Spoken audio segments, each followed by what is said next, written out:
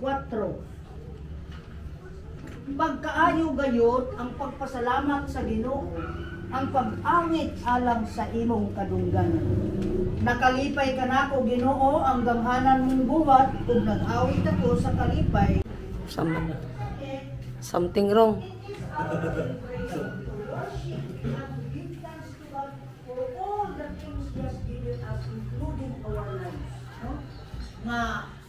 Nga tagaan sa Diyos kung kahigayunan na matao ang mga kabataan dito. Matao ang usa ka Oliver nga tabiya sa ina manikan. Ang atong pamilya, ang atong mga relatives, ang friends, ug labi na community.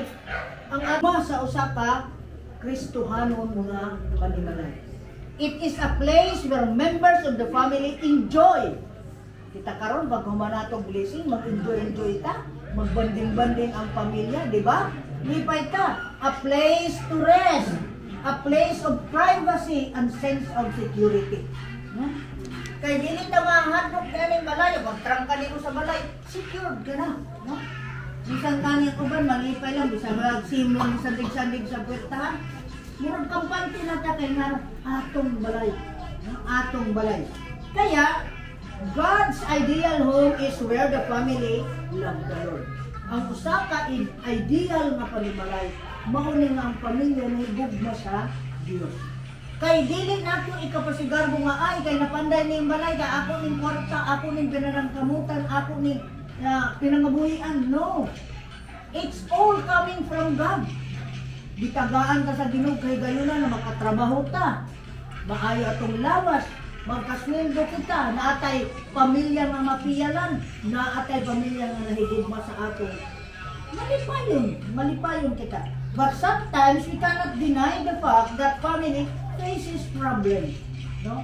May naagyapoy mga higayunan nga ang pamilya, atubang gyapon og mga problema, disgusto, no? Disgusto, mga kalisod, mga konflikto, mga tentasyon o kawaton, kay ngano. Ang family, nawalan ba kung paglaom or matod pa the family loss and breaking. Maguba, no? Maguba ang usa ka pamilya.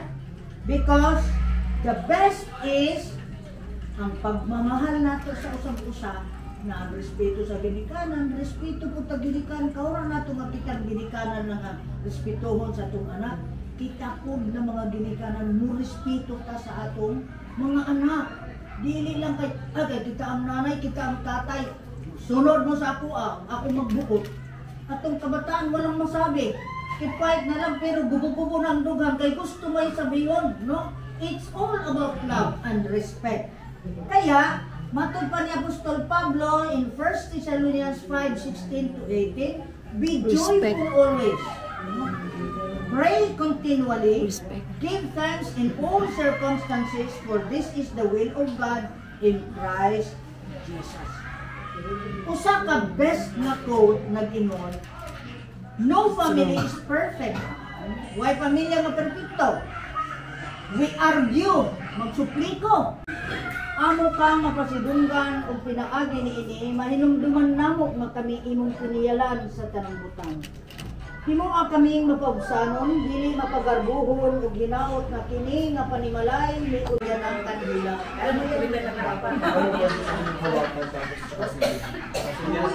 Pwede rin. Tapos while sobrang-sobrang sa praise the Lord, let the earth hear His voice. Praise the Lord.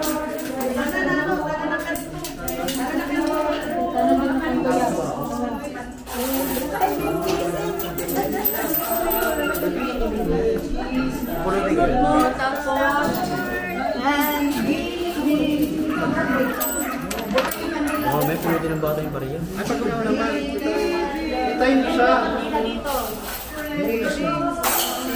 Nandila daw. Nandila daw. Nandila daw. Lord, praise the Lord. Tawad din na.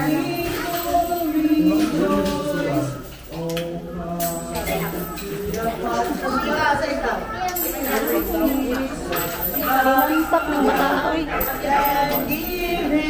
the glory, great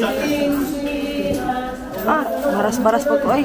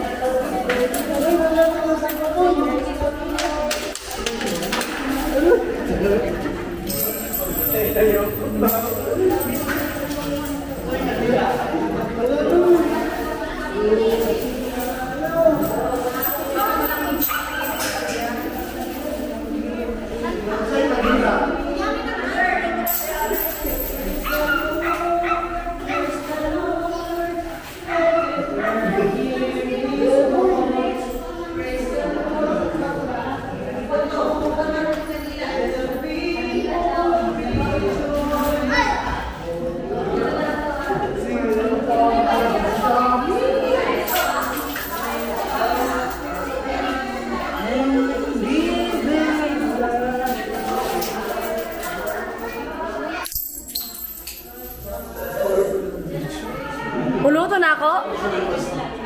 Pulutan diretso?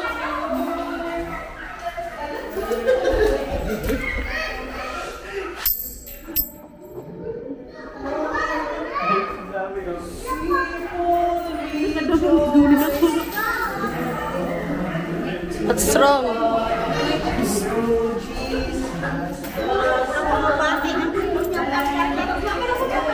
Ito, damuha na ninunoy ng kuha.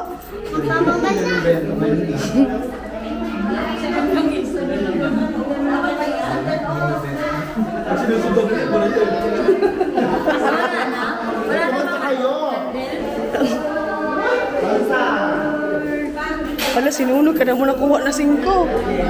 Hala. Hala, ka na mo.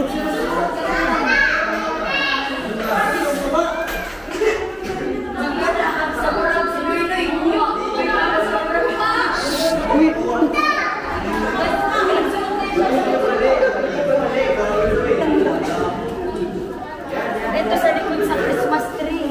Dahil ako ito. Ay, nahulog. Akin na yan. What's wrong? Sinunog? Tanaw, damo asing silyo.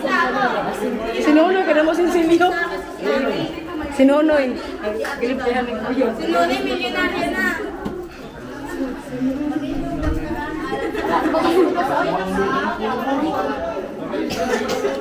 Hindi pa daw po tapos.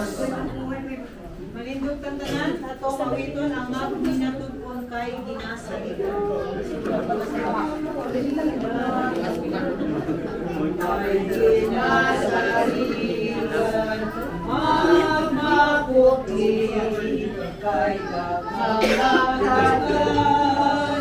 magmaligos, kay kahangalan tusun. Amen. Amen.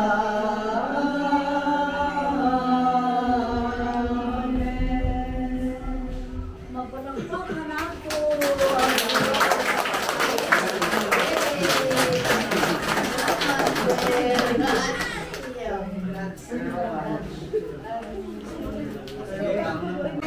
Yan na, yan na. Dito na ano ko natatan mo LB. Kaya ipagtagtad. Dito na ko ano yung karto kung share ito yung isa. Sika. Panalangin mo Diyos, kining pagkaon nga mo karong pag-ambitan, timaan kini sa imong pagsangkap nini nga panimalay sa tanang butang. O ginaupang ka nga makaangkon kami sa kabusog, inuman ang maghikay niini. O Diyos, sa imong mga kamutnang ginatugyan ang pagpasalamat sa pinasingkasin kayo karon at sa walay katapusan. Amen. Amen. Sige. Iban? Ala.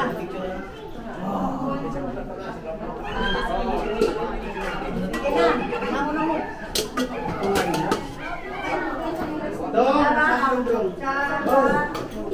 Taguhan yung tunga.